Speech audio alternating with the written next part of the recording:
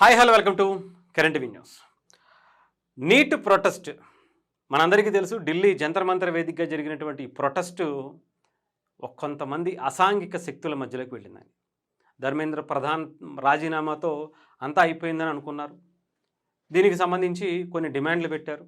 ముఖ్యంగా ఎవరైతే చనిపోయినటువంటి నీట్ ఎగ్జామ్ క్యాన్సిలేషన్ వల్ల జరిగినటువంటి ఉదంతం గురించి ఆ కుటుంబాలకి న్యాయం జరగాలని, వాళ్ళకి నష్టపరిహారం ఇవ్వాలని, ఇలాంటి సంఘటనలు మళ్ళీ ఇంకొకసారి జరగకుండా వాళ్ళ మీద చర్యలు తీసుకోవాలని, అలాగే ధర్మేంద్ర ప్రధాన్ రాజీనామా చేయాలని. ఓకే, ఇంతవరకు బాగానే ఉంది. ఇప్పుడు అసలు కథ మొదలైంది. ఎవరైతే ఈ నీట్ ప్రొటెస్ట్ పేరుతో చాలా క్లియర్గా మీకు వినొచ్చు, శాంతియుతంగా చేసినటువంటి వ్యక్తుల్ని ఎవరిని కూడా పోలీసులు టచ్ చేయలే. ఎవరైతే విధ్వంసకారులు ఉన్నారో వాళ్ళని మాత్రం వదిలిపెట్టేటువంటి పని లేదన్నట్టుగానే ఇప్పుడు జరుగుతున్నటువంటి పరిస్థితులు చూస్తుంటే అర్థమవుతుంది. ఎవరెవరు ఎక్కడి నుంచి వచ్చారు, ఏంటి వీళ్ళు అసలు మోటివ్? ఇక్కడ 20% నీటికి సంబంధించి లేకపోతే ఒక విద్యార్థులు వచ్చారు. మిగతా వాళ్ళందరూ ఎవరు? 80%కు పైగా ఇక్కడికి ఎందుకు వచ్చారు? వీళ్ళలో స్టూడెంట్స్ అనేటువంటి ముసుగు ఎందుకు వేసుకున్నారు? ఇవన్నీ కూడా ఇప్పుడు ఎంక్వైరీ చేసేటువంటి ప్రయత్నం చేస్తున్నారు ఢిల్లీ పోలీసులు. ముఖ్యంగా ఈ దేశాన్ని విచ్ఛిన్నం చేయడం కోసం ఒకటే ప్లేస్కి వచ్చి అటు పార్లమెంటు మీదకి, ప్రధానమంత్రి నరేంద్ర మోదీ ఇంటి మీదకి వెళ్ళాలనేటువంటి ప్రయత్నం ఎవరు చేశారు, ఎందుకు చేశారు? వీళ్ళకి ఇండియాలో ఉండేటువంటి వేరే అసాంఘిక శక్తులకి సంబంధాలు ఏంటి? ఇవన్నీ కూడా అంటే మామూలుగా ఉండకూడదు. అంటే మన దేశంలో ఉన్నటువంటి ఈ దరిద్రులు ఎంతమంది అన్నది నాకు తెలిసి ఇది కరెక్ట్ టైం తెలుసుకోవటానికి. ఎంతమంది ఉన్నారా ఈ దేశం కోసం, ఈ దేశాన్ని విచ్ఛిన్నం చేయడం కోసం, కులాల మధ్య, మతాల మధ్య, ప్రాంతాల మధ్య విద్వేషాలు రెచ్చగొట్టడం కోసం ఇంతమంది కాచుకుని కూర్చున్నారా అనేది ఇప్పుడు ఈ దేశానికి సంబంధించినటువంటి ప్రతి వ్యక్తులు తెలుసుకోవాల్సినది. కొంతమంది చెప్తున్నారు, ఈవెన్ కాక్రోచ్ పార్టీకి సంబంధించినటువంటి వ్యక్తి అంటే పగలేమో నాకు ఇంజెక్షన్స్ ఎక్కించుకుని నాకు టైఫాయిడ్ వచ్చిందని చెప్పడం, రాత్రిపూట ఏమో ఎంజాయ్మెంట్ చేస్తూ పార్టీలకు వెళ్ళి ఎంజాయ్ చేస్తున్నటువంటి వ్యక్తులు మాట్లాడేటువంటి మాటలు. ఎవరి మీద కూడా కేసులు పెట్టద్దని. ఎందుకు వదిలేయాలి? రాముని తిట్టినోని వదిలేయాలా? ఆర్టికల్ 317 రద్దు చేసేసిన దాని తర్వాత దాని గురించి ఆజాద్ కాశ్మీర్ అనేటువంటి స్లోగన్స్ ఇచ్చినోడు వదిలేయాలా? ప్రధానమంత్రి నరేంద్ర మోదీని ఇష్టానుసారం ఆయన్ని తిట్టినటువంటి దానికి వదిలేయాలా? అక్కడ మీరు వెళ్ళింది ఎందుకు?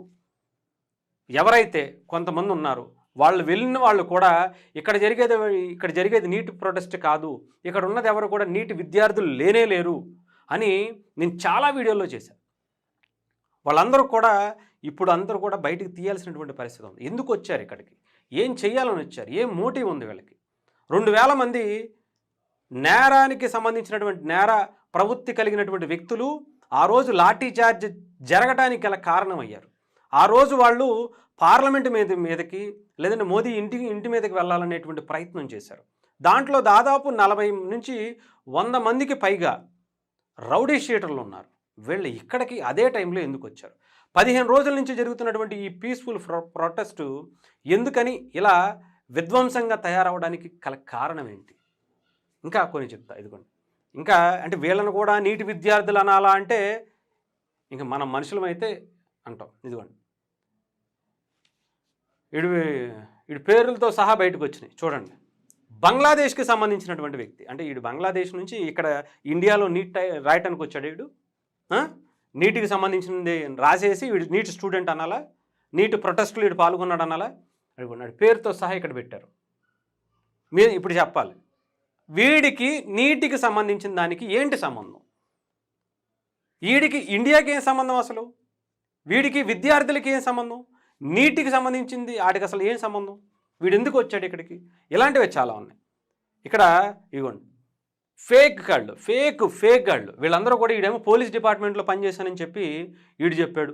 వీడు చూస్తే అసలు పోలీస్ డిపార్ట్మెంట్కి వీడికి సంబంధమే లేదంట, ఢిల్లీ పోలీసులే. ఇంకొకటైతే కానిస్టేబుల్ అని చెప్పేసి వీళ్ళు వచ్చి నేను రిజైన్ చేసేస్తున్నా అని చెప్పాడు. సస్పెండ్ చేసి జైల్లో ఉన్నాడు, రిజైన్ చేసేస్తున్నా అని చెప్పి ఈ ప్రొటెస్ట్ కోసం చెప్పాడు. ఇంకా ఇగో ఈయన గారైతే మరి ఇదే సేమ్ ఉదంతం నీటికి తర్వాత పంజాబ్లో కూడా జరిగింది కదా, నువ్వు అక్కడికి వెళ్ళి ఎందుకు ప్రశ్నించమంటే దాని గురించి ఎత్తడానికి కూడా ఇది పడుతుంది వీళ్ళిద్దరికి. అనేక సార్లు ప్రశ్నిస్తే దాని గురించి ఎత్తట్లా. మరి ఎందుకని ఇప్పుడే ఏదో జరిగినట్టు, ఇప్పుడు మాత్రమే ఇది ఇంకెప్పుడు జరగదు అన్నట్టుగా వీళ్ళెందుకు ఈ కార్యక్రమానికి ఒడిగట్టినటువంటి పరిస్థితి? వీడెవడో గంజాయి తాగుతూ, వీళ్ళందరూ ఎవరు అసలు? వీడు గంజాయి తాగుతూ అక్కడ హల్చల్ చేస్తున్నటువంటి పరిస్థితి. కొంతమంది ఇంకో ఈ గంజాయి చందు గురించి ప్రత్యేకించి చెప్పాల్సిన అవసరం లేదు, ఈవిడైతే అదే పనిలో ఉంది. ఎప్పుడు దొరుకుతుంది ఎంత హ్యాపీగా ఫీల్ అయిపోయిందంటే, అబ్బా దేశం తగలబడిపోతుంటే అమ్మ హ్యాపీగా ఉందరా అనుకునేటువంటి పరిస్థితికి ఆవిడ ఉందంటే ఆలోచించాలి. పోలీసులను కొడుతుంటే ఆవిడకి ఎంత హ్యాపీగా ఉందో ప్రత్యేకించి చెప్పాల్సిన అవసరం లేదు. వీళ్ళందరినీ అలా పోలీసులను తన్నే వాళ్ళని ఏమనాలి? ఈ దేశానికి సంబంధించి మంచోళ్ళు అనాలా, వాళ్ళ నీటి విద్యార్థులు అనాలా? పెప్పర్ స్ప్రే కొట్టినటువంటి వీడిని కొట్టేస్తుంటే ఎంత బాధపడుతున్నారో చూసారా? వీడు చేసింది మాత్రం ఎవడికి కనిపించదు. ఇది ఏడుస్తుంటే అబ్బో అనుకున్నాం. ఈడేమో పెప్పర్ స్ప్రే కొడుతున్నాడు అక్కడ పోలీసుల మీదగా. రెచ్చగొట్టింది ఎవరు? అక్కడ పోలీసుల్ని రెచ్చగొట్టింది ఎవరు చెప్పండి? ఈడైతే మోదీని ఇష్టం వచ్చినట్టు తిడతాడు. ఇలాంటి పనికి మాలందరూ, ఇలాంటి వాళ్ళందరూ, ఈడు స్టూడెంట్ అంటే కాదు. ఇంకొకడైతే ఆడెవడో 7th క్లాస్ చదివాడు అంటాడు. ఆడక్కడికి వచ్చి ధర్నా చేస్తున్నాడు, మోదీని తిడుతున్నాడు, ఇండియాని తిడుతున్నాడు, రాముడిని తిడతారు, ప్రకాష్ రాజు లాంటి పనికిమాలని. ఈవిడైతే రామ మందిరాన్ని ఎఫ్ అని అంటది. ఏంటి అసలు? వీళ్ళందరూ స్టూడెంట్స్ అని చెప్పాలా?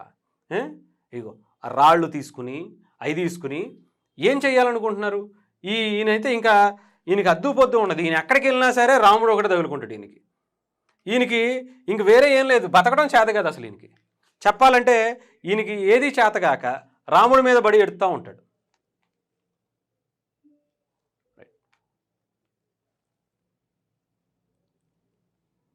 గ్యాప్ తీసుకో.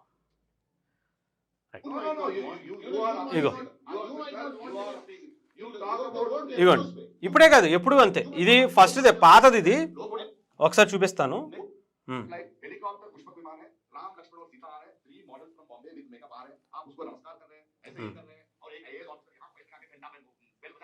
అర్థమైందా? ఇదే మాట్లాడుతుంది ఇప్పుడు పాతదే. కానీ ఇదే మాటలో మళ్ళీ మొన్న జంతర్ మంతర్ దగ్గరికి వెళ్ళి, ఆ ప్రొటెస్ట్ దగ్గరికి వెళ్ళి జై శ్రీరామ్ అని ఎందుకు అనాలి? మనం అనద్దు. కానీ అల్లా గొప్పోడు అనేటువంటి నినాదాలు మాత్రం తీసుకురావాలి. గల్లీ గల్లీ మే అల్లాహే, మోదీ నోట్లో ఇంకోటి ఏదో అని చెప్పేసి మాట్లాడేటువంటి మాటలు అక్కడ. ఇలాంటి పనికి మాలిన వాళ్ళని ఏమనాలి చెప్పండి? ఇలాంటి వాళ్ళని ఎందుకు వదిలేయాలి? పోలీసుల్ని ఒకళ్ళు ఎవరో చనిపోయారని కూడా చెప్తున్నారు, ఆమె గర్భవతి అని కూడా చెప్తున్నారు. ఇంకా క్లారిటీ రాలేదు. కానీ నిజంగా ఇంత దారుణమా? వీళ్ళని మనుషులు అనాలా? ఇవ్వండి, వీళ్ళైతే బూతులతో రెచ్చిపోతున్నారు, బూతులతో మాట్లాడుతున్నారు. వీళ్ళని స్టూడెంట్స్ అంటారా? ఈ దేశం కోసం, ఈ దేశాన్ని విచ్ఛిన్నం చేయడం కోసం ఎంత దారుణంగా పనిగట్టుకుని ఒక రిపోర్టర్ని అలా చేయొచ్చా? గంజాయి చందు గారు మీరే చెప్పాలి. మీరు కూడా అలా పట్టించుకొని ఒకసారి చెప్పండి, మేము కూడా యాక్సెప్ట్ చేస్తాం, అలా చేస్తే మాకు హ్యాపీయే అని చెప్పండి. ఒక మహిళా జర్నలిస్టుని పట్టుకుని అక్కడ చేసినటువంటి అత్యంత కిరాతకమైనటువంటి దాన్ని ఆవిడ యాక్సెప్ట్ చేస్తే కనుక ఆవిడ ఒకసారి వెళ్ళి అలాగే తిరగమని చెప్పండి. మీ గురించి ఎవడో ఒకడే పనికిమాలినోడు కామెంట్ చేశాడని చెప్పి మీరు వెళ్ళి కంప్లైంట్ ఇచ్చారు కదా. మరి మీరు ఈ దేశం గురించి విషం చిమ్ముతుంటే, మేము భావ ప్రకటన స్వేచ్ఛగా మాట్లాడుతుంటే, మేము గౌరవించి మాట్లాడుతుంటే, మీరు ఇలాంటి వాళ్ళకి మీరు బయటకు వచ్చి మాట్లాడడానికి ఉండదు. నీటికి సంబంధించిన దాని గురించి ఎందుకు మాట్లాడారు మీరు? నీటికి సంబంధించి ఇంత గొడవ జరుగుతుంటే దానికోసం వీడియోల మీద వీడియోలు పెట్టేసి, మరి ఇప్పుడు పంజాబ్లో జరిగినటువంటి ఆమ్ ఆద్మీ పార్టీకి సంబంధించి పేపర్ లీకేజ్, ఫార్మసీకి సంబంధించినటువంటి పేపర్ లీకేజ్ గురించి ఎందుకు మాట్లాడలా గంజాయి చందు గారు? మీరు ప్రకాష్ రాజ్ ఏడబెట్టుకున్నావు, ఏడదొంగున్నావు అంట. ప్రకాష్ రాజ్ నువ్వే చెప్పు. ఆమ్ ఆద్మీ పార్టీకి సంబంధించి పంజాబ్లో ఫార్మసీ పేపర్ లీకేజ్ అయినప్పుడు నువ్వు అక్కడికి ఎందుకు వెళ్ళి ధర్నా చేయట్లేదు? అక్కడికి ఎందుకు వెళ్ళి సంఘీభావం చేయట్లా? ఎందుకు వచ్చి దొంగలా పారిపోయి వచ్చావు? అక్కడ లాఠీచార్జ్ జరుగుతుంటే నువ్వు ఎందుకు పారిపోయి వచ్చావు హైదరాబాద్? ఇప్పటికీ సమాధానం చెప్పలే. నువ్వు ఒక్క వీడియో కూడా రిలీజ్ చేయలే. నీ పనికి మాలిన ఇవన్నీ పోస్టులన్నీ పెడతావు, కానీ ఆ రోజు నైట్ నువ్వు ఎందుకు పారిపోయి వచ్చావు? ఢిల్లీలో లాఠీచార్జ్ జరుగుతుంటే విద్యార్థుల మీద నువ్వెందుకు పారిపోయి వచ్చేసావు? వాళ్ళకి ఎందుకని సంఘీభావం తెలపలేదు. అక్కడ రెచ్చగొట్టేసి వాళ్ళనందరినీ కూడా ఉసిగొలిపి పోలీసుల మీద దాడికి పంపించి నువ్వు ఎందుకు హైదరాబాద్‌కు పారిపోయి వచ్చి ఇక్కడికొచ్చి సొల్లు కబుర్లు చెప్తున్నావు చెప్పు. గంజాయి చందు గారు మీకు ఒక డైరెక్ట్‌గా అడుగుతున్నా. మీరు మిగతా ఇక్కడ తెలంగాణకి సంబంధించి కేటీఆర్ గారు మొన్న మాట్లాడారు. మరి గతంలో ఆయన అధికారంలో ఉండగా, ఆయన శాఖ మంత్రి అయి ఉండగా, ఆయన ఇక్కడ జరిగినటువంటి ఇంటర్ విద్యార్థులు ఎంతోమంది బలైపోయారు మీకు తెలీదా? అప్పుడు మీరు ఏం చేశారు? ఏం వీడియోలు చేశారు? ఏం జర్నలిజం చేశారు? ఏది ఆ పనికిమాలిన జర్నలిజం మాకు చూపించండి. ఎవరిని క్వశ్చన్ చేశారు మీరు? ఇప్పుడు నీటికి సంబంధించి ఇంత జరుగుతున్నప్పుడు దీని గురించి బయటకు వచ్చేసి దేశంలో విచ్ఛిన్నం చేయాలని చెప్పి బలంగా చేసేసారు కదా. మరి పంజాబ్లో జరుగుతున్న దాని మీద మీరు ఎందుకని మాట్లాడట్లా? నోరు బయటికి రావట్లా? నోరు ఎందుకు పడిపోయింది? ఎందుకు క్వశ్చన్ చేయట్లా ఆమ్ ఆద్మీ పార్టీని? చెప్పాల్సిన అవసరం ఉంది. ఇంకా చాలా ఉన్నాయి అనుకోండి. ఇలాంటి వాళ్ళందరినీ కూడా డెఫినెట్గా ఈ దేశం చూస్తుంది.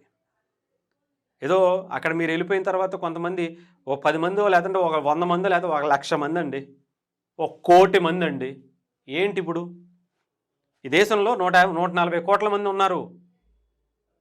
1,00,00,000 మంది అక్కడ ఈ దేశానికి యాంటీగా పనిచేస్తే 140 కోట్ల మంది ఇక్కడ 139 కోట్ల మంది ఉన్నారు దేశానికి బలంగా నిలబడడానికి. మీలాంటి సొల్లువాగుడు నమ్మటానికి కాదు కదా. అర్థం చేసుకోవాలి. అర్థమైందా? యువత, జంజీ యువత మీలాంటి గాలి మాటలు నమ్మి అక్కడికి వచ్చిన తర్వాత వాళ్ళకి కూడా తెలిసింది మీరెంత దారుణానికి ఒడిగడుతున్నారు. ఇక్కడ రాముడిని నీటికి సంబంధించినటువంటి ప్రొటెస్ట్ అని చెప్పి ఇక్కడికి వస్తే ఇక్కడ రాముడిని తిడతారేంటి? ఆర్ఎస్ఎస్ని తిడతారేంటి? రిలీజన్ తిడతారేంటి? దేవుళ్ళని తిడతారేంటి? అమలక్కలను తిడతారేంటి? ఇవన్నీ అక్కడ చాలామంది అబ్జర్వ్ చేశారు. అర్థమైందా? అక్కడ మీరు ఈ ప్రొటెస్ట్ పేరుతో మీరు పనినటువంటి ఆ పన్నాగం తెలుసుకోవడం కోసమే నాకు తెలిసి మోదీ గారు ఆయనతో రాజీనామా చేయించారు. ఏ ఆర్ఎస్ఎస్ని అయితే తిట్టారో ఆ ఆర్ఎస్ఎస్కి సంబంధించినటువంటి వ్యక్తినే మళ్ళీ విద్యాశాఖ మంత్రిగా వేశారు. మీరు ఓడిపోయారని ఆయన అనుకుంటున్నారు, కానీ ఓడిపోయి ఎవరిని గెలిపించాలో గెలిపించేటువంటి సత్తా నాకు తెలిసి మోదీ గారికి ఉంది. నేను వేరే విధంగా రాజకీయంగా నాకు ఇంకొకటి పక్క లేకపోవచ్చు. ఈ దేశం రక్షణ విషయంలో మాత్రం ఫస్ట్ నేషనే. అర్థమైందా? అందులో ఎటువంటి సందేహం లేదు. ఈ దేశమే మాకు ముఖ్యం. ఈ దేశం శాంతి భద్రతలే మాకు ముఖ్యం. ఆ తర్వాతే మిగతా విషయాల్లో చాలా విషయాలు మోదీ గారికి